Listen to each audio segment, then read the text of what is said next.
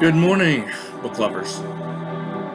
Today we're listening to Fauré, Requiem. I wanted to have something French playing in the background because it's a book about the French resistance,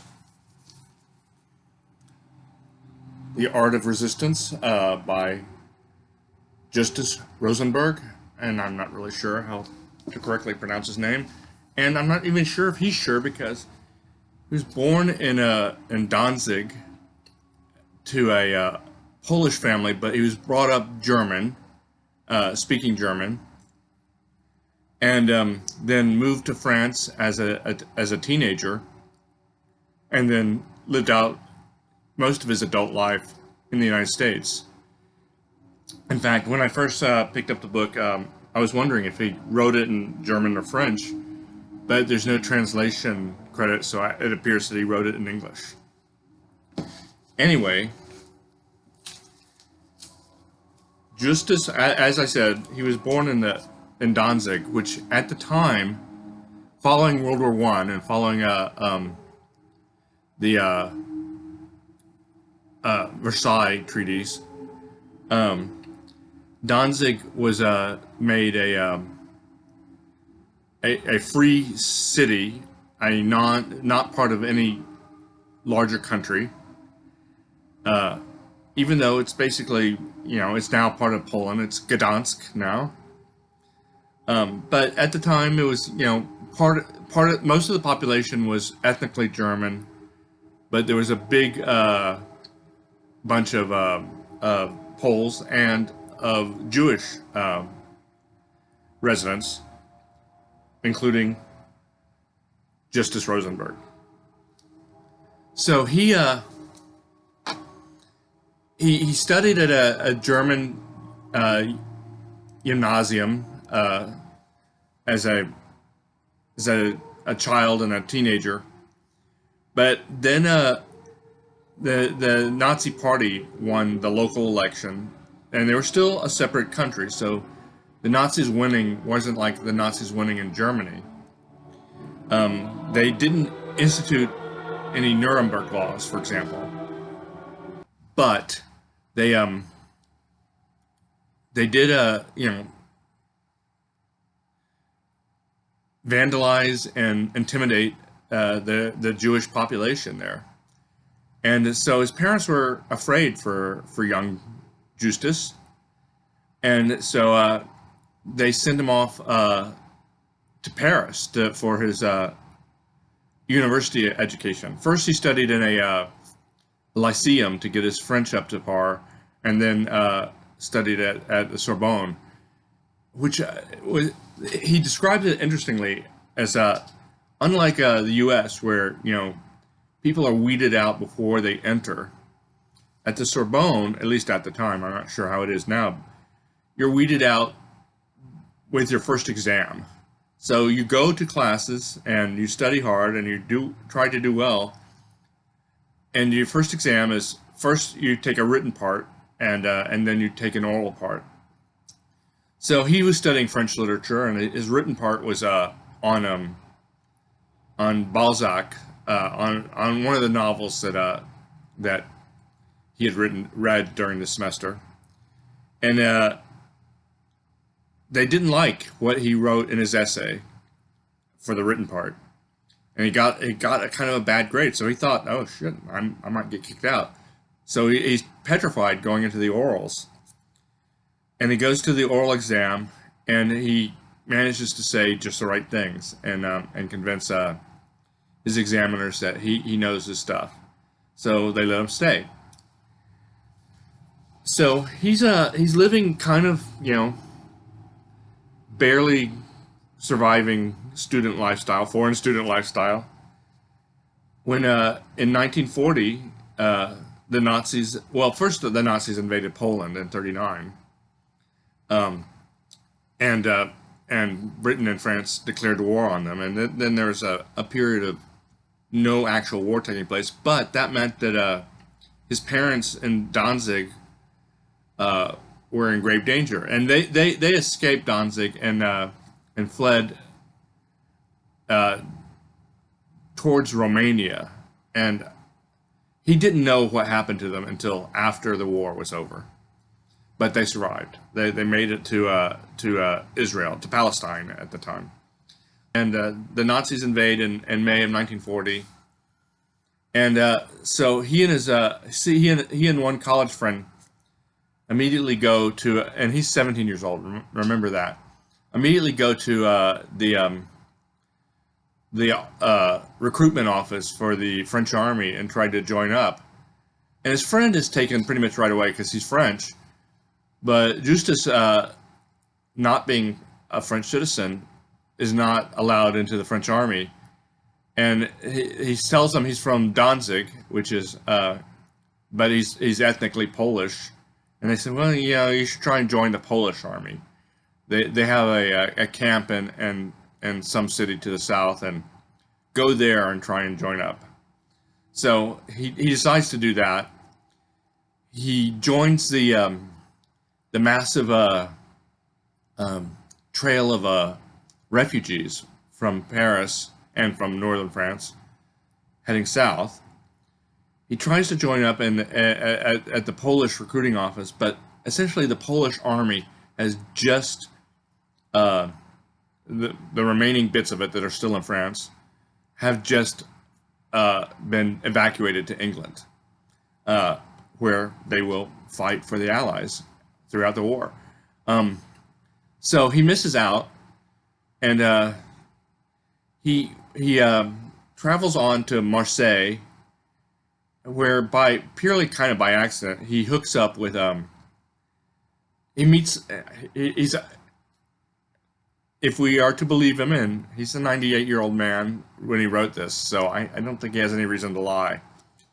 But he's a remarkably successful young man with the ladies, and he meets a couple of beautiful young women who introduce him to the Emergency Rescue Committee. And this was a setup in Marseille, financed by some Americans and run by a man named Varian Fry. And he had a list of great French and German and Eastern European intellectuals that he was supposed to help escape from France. And that wasn't easy because, if you were a German refugee,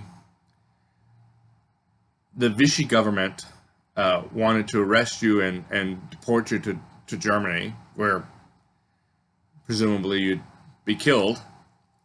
And the Vichy government hated those people anyway, and intellectuals in general were hated by the Vichy government, who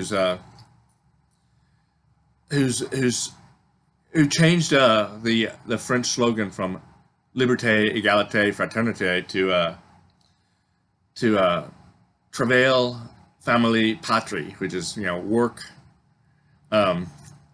family, and country. So they were a right-wing nationalist government. They were anti-Semitic, although it took them a while to introduce Nuremberg-style laws, and they did so at the request of the Germans. So Justus Rosenberg could still wander around a free man, but he was worried, and he started working for the Emergency Rescue Committee as a typist and as a courier. And he came into contact with tons of the people that Fry helped escape Europe. For example, almost all the big surrealists in France and Germany, including Max Ernst, came through, and he met Andre Breton and all the surrealist painters. They would have he was staying at this villa that was being rented by a kind of wealthy American member of the Emergency Rescue Committee, and Andre Breton and his wife were there, and Breton and all the other surrealists were, holed up in hotels in Marseille. So Andre Breton would have these surrealist gatherings on Sundays, and they would get together and make exquisite corpses, and they made a custom tarot deck. And Justus was fascinated by this, but he wasn't a surrealist. He was just a kid, and they didn't really. The meetings were for people who were part of the group. So only if he was talking alone with one of them could he ever really get any insight into what they were doing. So when it was like being a courier and he'd be sent off to send a message to Victor Brown or whoever, he could ask them, "Hey, what does this mean? What does this painting mean, etc." And they would get an answer. But not on Sundays, not when they were in their group. But he got to witness them making exquisite corpses. It's amazing. And he writes about Walter Benjamin. Walter Benjamin was not helped by the Emergency Rescue Committee, unfortunately.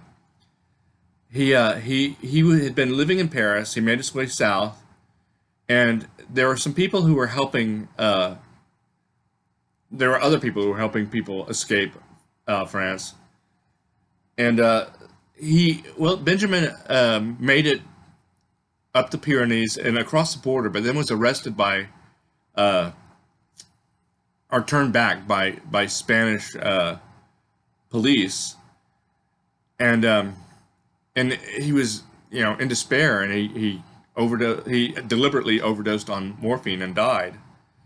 And one thing that Justus suggests is that the Emergency Rescue Committee's list of people excluded kind of explicitly left-wing intellectuals like Benjamin. And so I don't know whether that's true, but I'd be interested in finding out.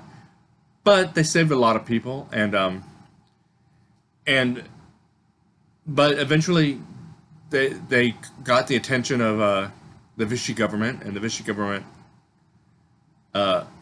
expelled Varian Fry. I mean, he couldn't be arrested because he wasn't really doing anything illegal, although he was doing a lot of stuff illegal, like fake fake identification cards and so on, which he was buying from the Corsican mafia. But in any case, he got expelled by the Vichy government, and that was the end of the Emergency Rescue Committee. But if we think about the art history of the U.S., all those people showing up in New York around 1940 is because of the Emergency Rescue Committee, and those artists had a huge effect on American artists. Then Justus is at loose ends after that point. Let me mention this one story. So he's helping some people across the border,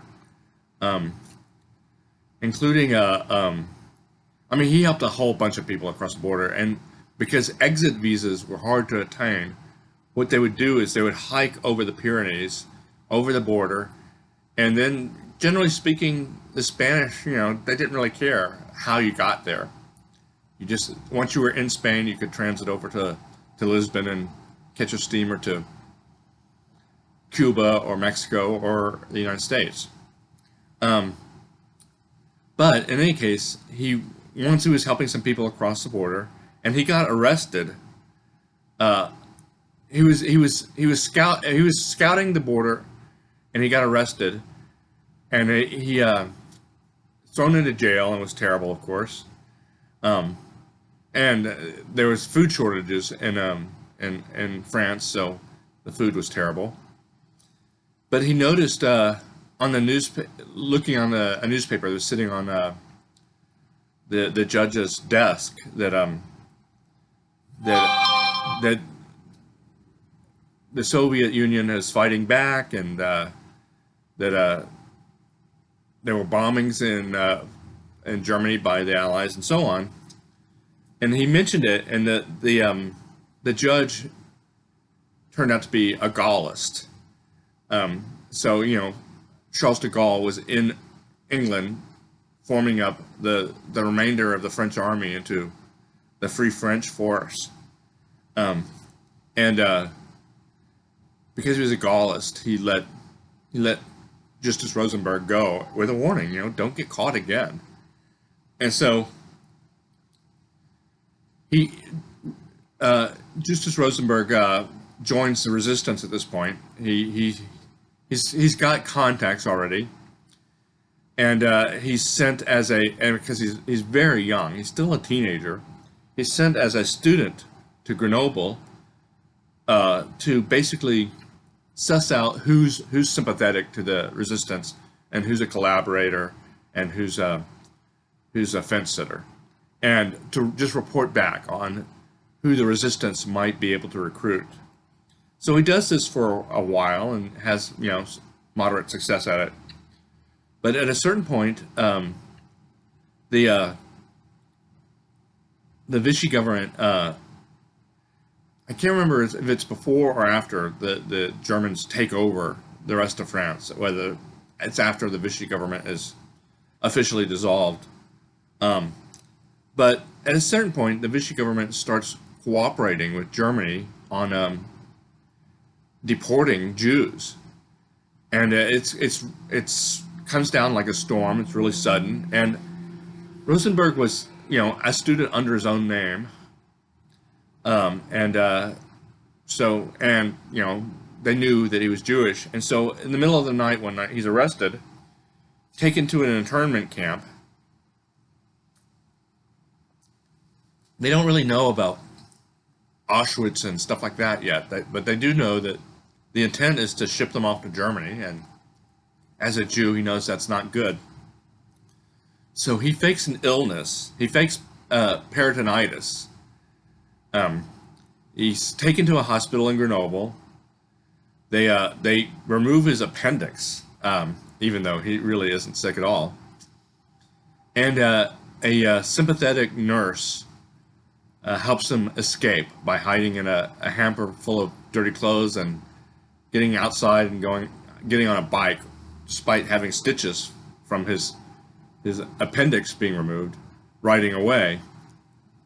And he recontacts the underground. They have a bunch of safe drop boxes that he's memorized, and they take him in and make him an intelligence officer, because that's a lot of what the resistance did. Was they would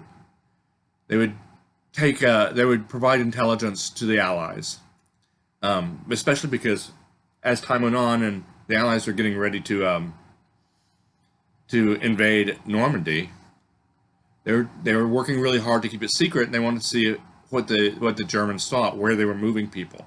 And essentially that was all he did, is he'd go to public places, see what Germans were there. He knew he could tell the different insignias for different units and so on, and whether or not they were officers, and he would report back, and they would use that information gathered from him and many other resistance intelligence operatives to figure out how Germany was moving troops around in France. And then after that, he got involved in collecting airdropped weapons. So they would have they would receive a secret communication saying that on such and such date, and at such and such time, a British plane would fly over and drop by parachute a satchel of weapons. It'd be like machine guns, Sten guns, high explosives, and so on.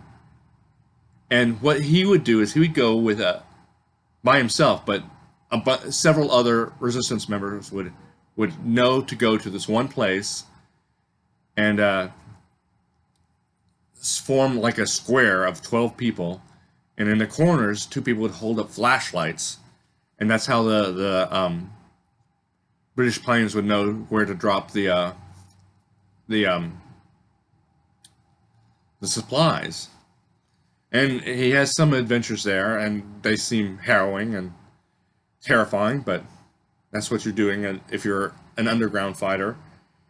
But eventually he joins. He studies how to be a guerrilla, and he joins a Maquis squad.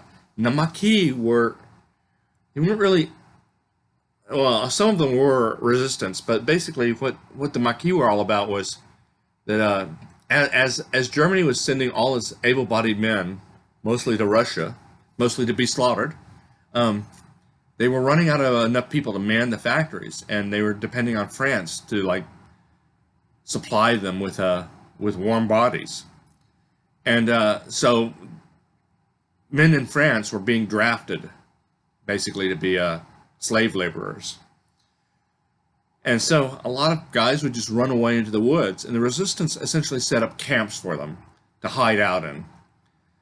So the Maquis were all these campers who were avoiding the German slave draft.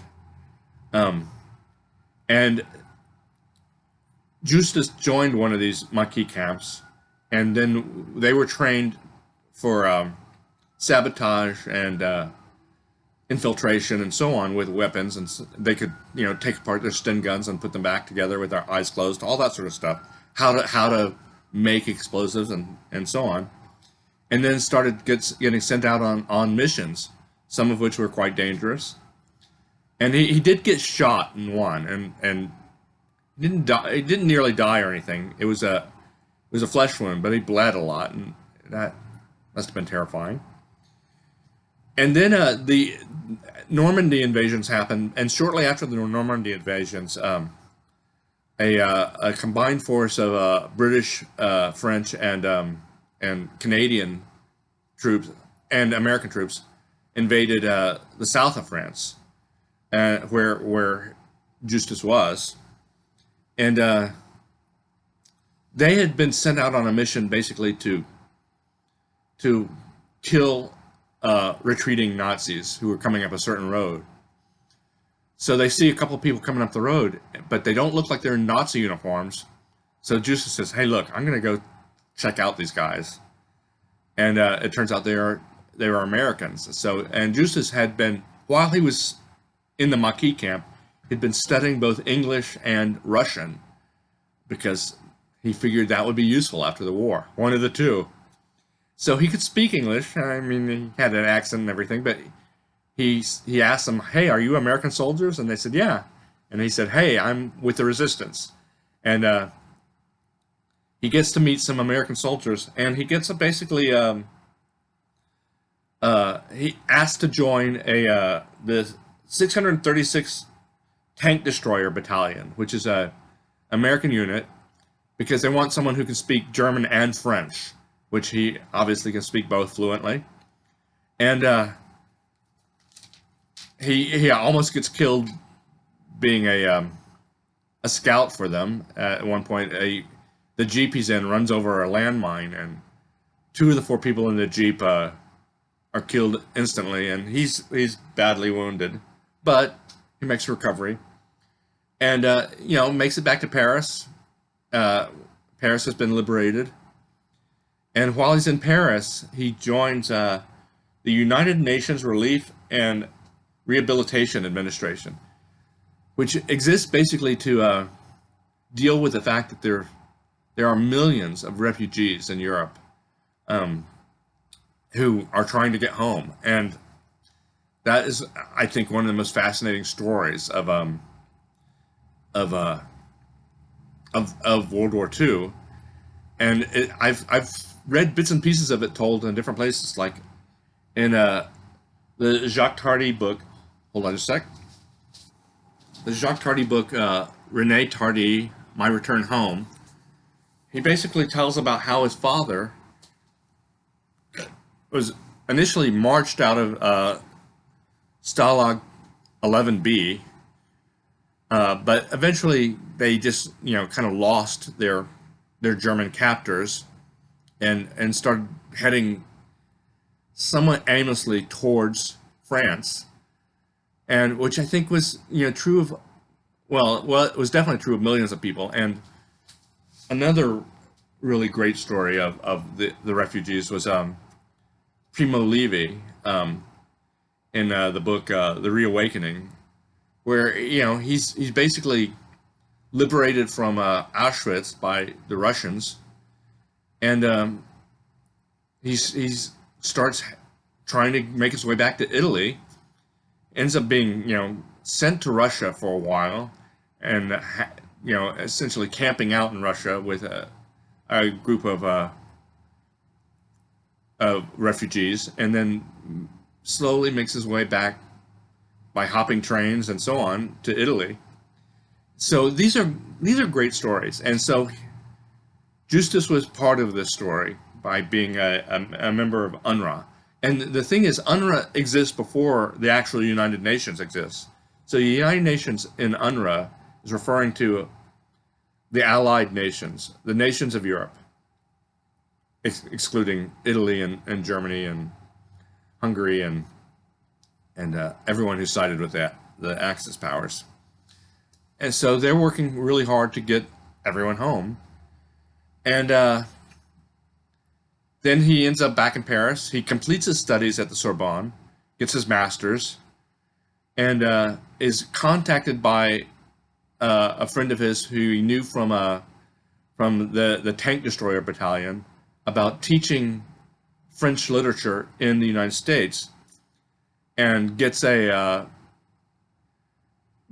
is allowed to immigrate to the U.S., where he becomes a citizen in 1952. But while he's working for UNRWA, he's finally contacted by his parents, and he finds out his mother and father and sister are alive, although everyone else in his family was slaughtered by the Nazis. But he can't visit them because they're in Israel, and he doesn't want to leave the United States unless he has citizenship. And his father agrees with him, so they basically contact each other by correspondence, and then in 1952, he's made a United States citizen, and he travels to Israel to visit his family for the first time since 1939, which is an amazing story. Anyway, overall, it's an amazing story, and it's also amazing that he wrote it, because he was 98 when he wrote it. And I think partly because he's old and has had a lot of time to sort of think about it. Some of the things that, some of the more emotional parts of it are kind of tamped down. He's not, when he's captured, he's not as terrified as I would write it. And when he loses his virginity as a teenager to a friend of his mother's, I guess I'm glad he didn't brag about it or about his success with the ladies, but he apparently was a lady killer. Anyway, he seems like a totally admirable guy. He taught French literature at various universities in the United States for his entire career, and got a Legion of Honor medal from the French government as an old man. And that is the story of The Art of Resistance by Justus Rosenberg.